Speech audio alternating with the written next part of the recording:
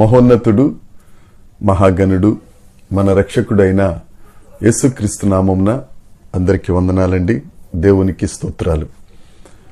దేవుడు తన ఉచిత కృపను బట్టి మనకిచ్చిన ఈ నూతన దినమును బట్టి దేవునికి సమస్త మహిమ, ఘనత, ప్రభావములు చెల్లునుగాక. ఈ నూతన దినముకై దేవుడు మనకిచ్చిన వాగ్దానము, ఆయన మనకి అనుగ్రహించిన కృపావార్త. యెషయా గ్రంథము 3వ అధ్యాయము 10వ వచనము, నీకు మేలు కలుగునని నీతిమంతులతో చెప్పుము. దేవుడు మనకు మేలును అనుగ్రహించే దేవుడు. మనం ఏ పరిస్థితుల్లో ఉన్నామో దేవుడు ఈ నూతన దినమున దేవుడు మనతో మాట్లాడుతూ ఆయన మనకిస్తున్న వాగ్దానం, నీకు మేలు కలుగును. నమ్ముదామండి, మనకు మేలు చేసే దేవుణ్ణి, కీడును సహితం మేలుగా మార్చగలిగిన సమర్థుణ్ణి మనం నమ్ముదాం. నా ప్రియమైన సహోదరి సహోదరులరా, మేలు కలుగునని నీతిమంతులతో చెప్పుము, వారు తమ క్రియల ఫలమును అనుభవించెదరు. ఎవరైతే దేవుణ్ణి నమ్ముకుని నీతిమంతులుగా తీర్చబడి నీతి క్రియలు చేస్తారో వారికి కొన్ని సందర్భాల్లో కీడు కలిగినప్పటికీ, కొన్ని సందర్భాలలో అవమానం కలిగినప్పటికీ, కొన్ని పరిస్థితులలో నష్టం కలిగినప్పటికీ, నిందలు ఎదురైనప్పటికీ దేవుడి దినాన చెప్తున్నాడు, నా ప్రియ సహోదరి సహోదరుడా, నీకు మేలు కలుగును.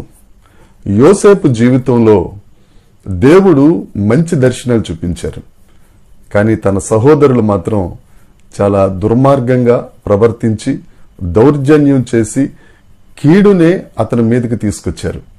అయినా యోసేపు వారు చేసిన కీడును బట్టి ఎప్పుడు దేవుణ్ణి నిందించలేదు, తన సహోదరుల్ని నిందించలేదు.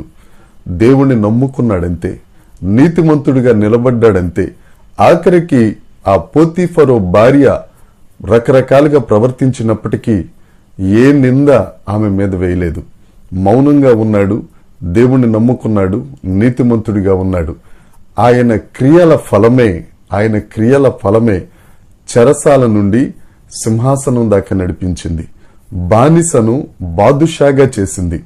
ఆ యోసేపు గారు అంటారు, ఆదికాండ గ్రంథము 48వ అధ్యాయము 16వ వచనం, సమస్తమైన కీడులలో నుండి నన్ను తప్పించిన దూత.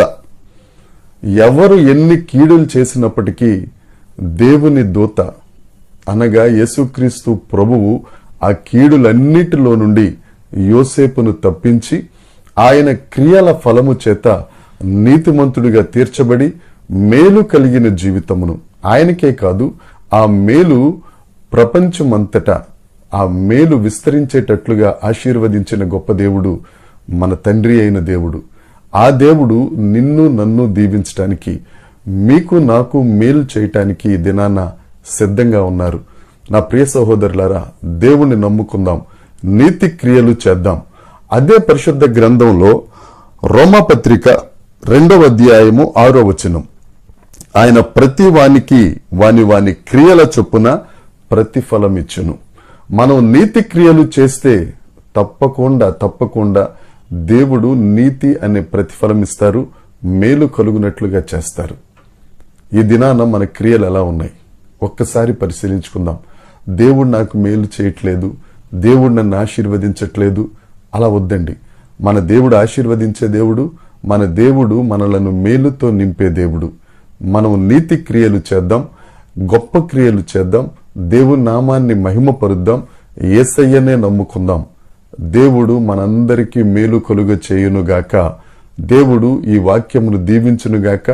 ఈ వాగ్దానం స్వతంత్రించుకునే కృప అనుగ్రహించి ఆయన బిడ్డలుగా మేలుతో సంతృప్తి చెందిన వారిగా మనము ఈ లోకంలో జ్యోతుల వలె వెలుగుదుముగాక. దేవుడి మాటలు దీవించునుగాక. Amen, amen, amen.